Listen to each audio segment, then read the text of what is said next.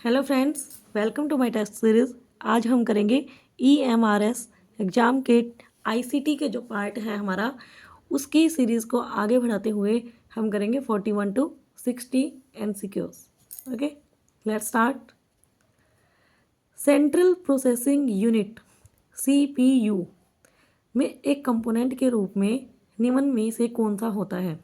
बार बार मैं आपको बता चुकी हूँ CPU के अंदर क्या होता है, CU और ALU।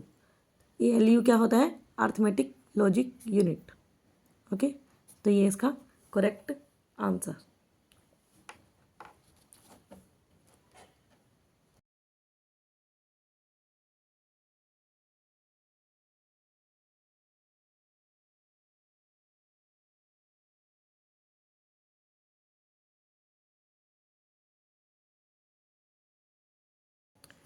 नेक्स्ट क्वेश्चन देखें ध्यान से। डैश कच्चे तथ्य रा फैक्ट्स बताता है, जबकि डैश से डाटा अर्थपूर्ण बन जाता है। कच्चे तथ्य रा फैक्ट्स किसको बोलेंगे हम? डाटा को। और डाटा जो अर्थपूर्ण कैसे बनेगा? वो सूचना से बनेगा। तो इसका करेक्ट आंसर ये रहेगा, डाटा और सूचना। ओके, डाटा कच्चे तथ्य बताता है, जबकि सूचना से डाटा अर्थपूर्ण बन जाता है। Next question. प्रमुख मेमोरी मेन मेमोरी होती है जो डैश के समन्वय से कार्य करती है। किसके समन्वय से, किसके सहयोग से कार्य करती है? विशेष कार्य कार्ड, RAM, CPU, इंटेल। तो ये CPU की हेल्प से कार्य करती है। ओके,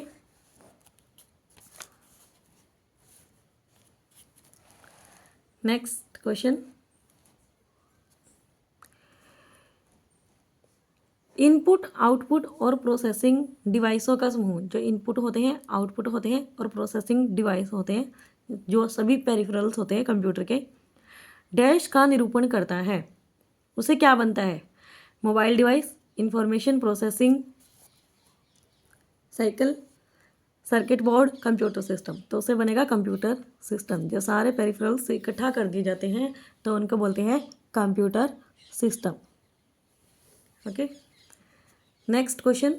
अबेकस किस देश में विकसित हुआ? अबेकस है जो पहली कैलकुलेटिंग मशीन थी, जो वो किस देश में विकसित हुई? वो हुई चीन के अंदर। Next question.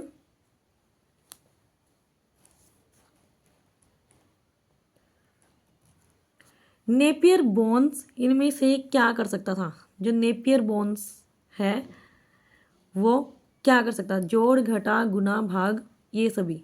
तो ये इसमें आएगा, ये सभी वो ये सब काम कर सकता था नेपियर बोन्स।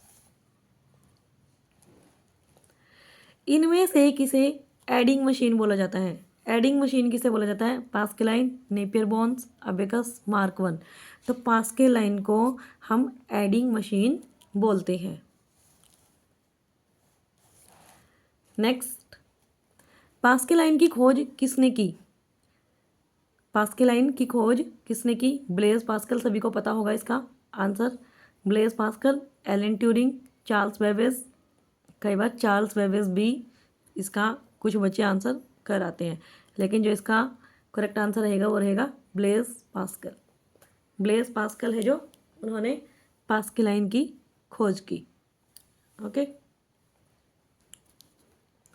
जितने भी इंपॉर्टेंट क्वेश्चंस हैं उन्हीं की सीरीज आपको करवाई जाएगी। पास्केलाइन की खोज किस वर्ष में हुई? कौन से वर्ष में पास्केलाइन की खोज हुई? 1612, 1622, 1642, 1690। तो इसका करेक्ट आंसर रहेगा 1642 में पास्केलाइन की खोज हुई। कंप्यूटर का पितामह किसे कहा जाता है? एक मार्क इसमें आपका पक्का।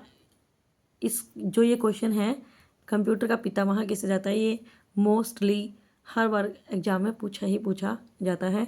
तो इसका जो आंसर रहेगा वो रहेगा चार्ल्स बेबेज। चार्ल्स बेबेज को कंप्यूटर का पितामह कहा जाता है। ओके। डिफरेंस इंजन कब बना? जो डिफरेंस इंजन था जिसे हमारे एनालिटिकल इंजन की शुरुआत हुई थी वो कब बना? 1822, 1930, 1833, 1946। 1822 में डिफरेंस इंजन बना। नेक्स्ट देखें, एनालिटिकल इंजन का निर्माण हुआ। एनालिटिकल इंजन पहले डिफरेंस इंजन बना था और उसी में सुधार करके डिफरेंस इंजन को एनालिटिकल इंजन में कन्वर्ट कर दिया गया था। 1822, 1833, 1930, 1946। 1833 करेक्ट आंसर। 1833 एनालिटिकल इंजन का निर्माण 1833 में हुआ था।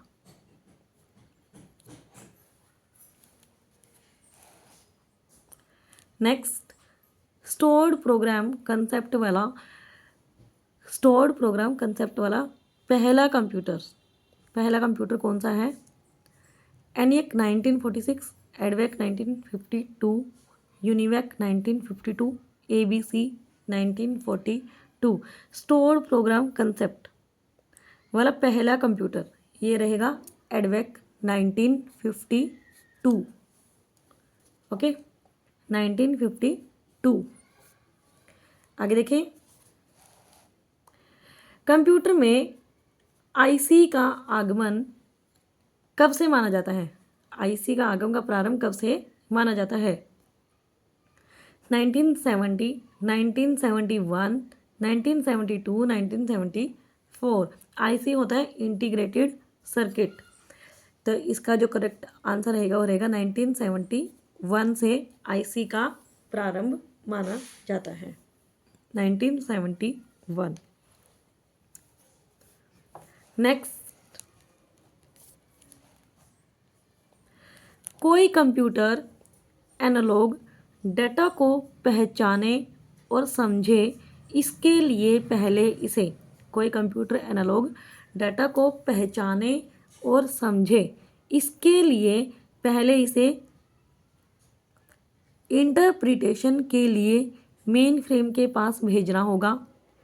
सीपीयू के एएलयू द्वारा विश्लेषित किया जाना होगा, डिकोड किया जाना होगा, वायरसों के लिए विश्लेषित किया जाना होगा। पहले डेटा को पहचाने और समझे फिर उसको कन्वर्ट करे, तो इसके लिए कन्वर्ट मतलब डिकोड किया जाना होगा, डिकोड किया जाना होगा।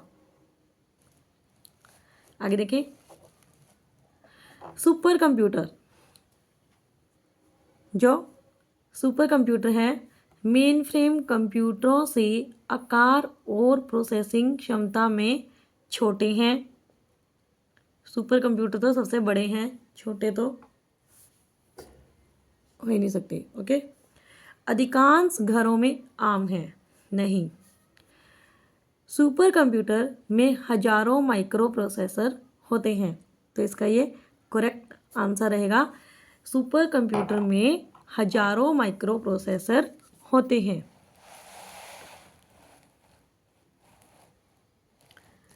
आगे देखें, उनकी कंप्यूटिंग क्षमता की कमी के कारण शोधकर्ताओं द्वारा कम ही प्रयोग किए जाते हैं। ऐसा नहीं है, सुपर कंप्यूटर की क्षमता बहुत ज़्यादा होती है। ओके, तो इसमें सुपर कंप्यूटर में हजारों माइक्रो प्रोसेसर होते हैं, ये इसका करेक्ट आंसर रहेगा। नेक्स्ट देखें, अंकीय संगणक कंप्यूटर द्वारा डेटा तथा प्रोग्राम को सांकेतिक शब्दों में बदलने के लिए किस प्रणाली का उपयोग होता है? सभी को पता है कंप्यूटर के अंदर बाइनरी भाषा का प्रयोग किया जाता है। ओके, प्रोसेसिंग जो होती है वो बाइनरी लैंग्वेज के थ्रू इसमें कंप्यूटर में प्रोसेसिंग होती है। नेक्स्ट, विश्व के प्रथम सुपर कंप्यूटर का क्या नाम है? ऑप्शंस के अकॉर्डिंग आप देखें। ओके, विश्व के प्रथम सुपर कंप्यूटर का क्या नाम है? CDC, 6600 Usenet, COMODOR week 20, PARAM 10,000। तो इसमें ऑप्शंस के अकॉर्डिंग जो रहेगा वो रहेगा CDC 6600। ये विश्व के प्रथम सुपर कंप्यूटर का नाम है। लेकिन इसमें एक बात नोट करने योग्य है,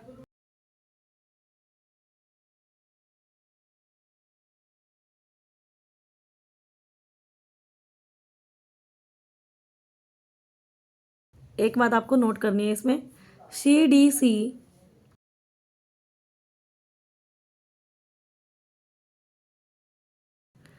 6600 में विवाद रहा है। इसी कारण क्रे 1 को पहला व सरल सुपर कंप्यूटर माना जाता है। क्रे 1 आपको याद रखना, क्रे 1 को पहला व सरल सुपर कंप्यूटर माना जाता है।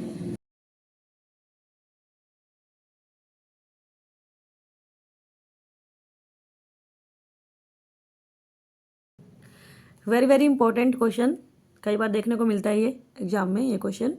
कंप्यूटर में IBM का पूरा नाम, IBM international business machine.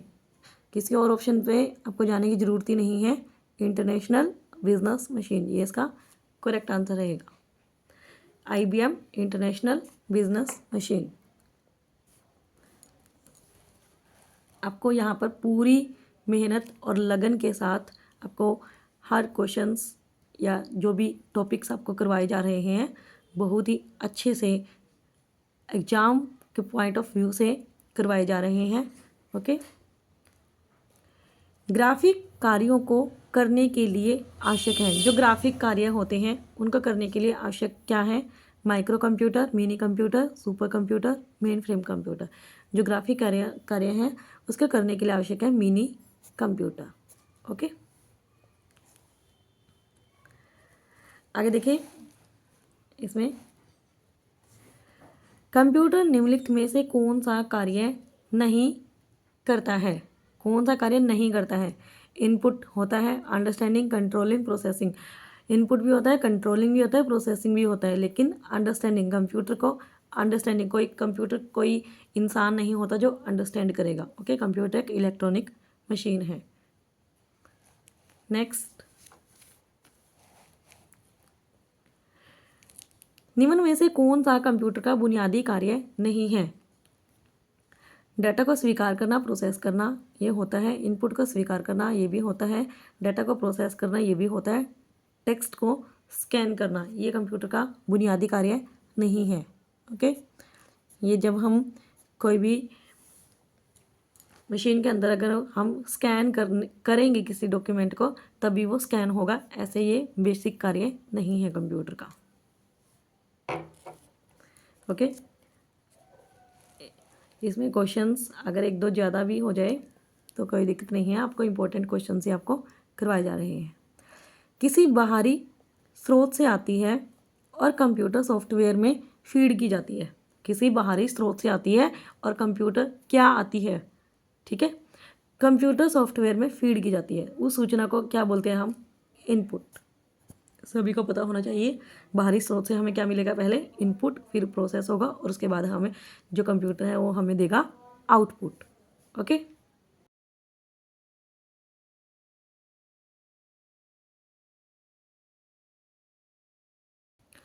Last question of this series, computer के सेंट्रल प्रोसेसिंग यूनिट का फंक्शन क्या है? CPU का फंक्शन क्या होता है? इनवॉइस बनाता है, गणनाएं और प्रोसेसिंग करता है, डाटा डिलीट करता है, डाटा को करप्ट करता है। करप्ट करेगा तो CPU का यूज़ करेगा ही कोई क्यों?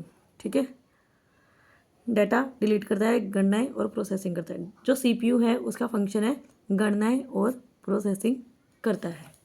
ओके, ये थी हमारी 20 इम्पोर्टेंट क्वेश्चंस की सीरीज़।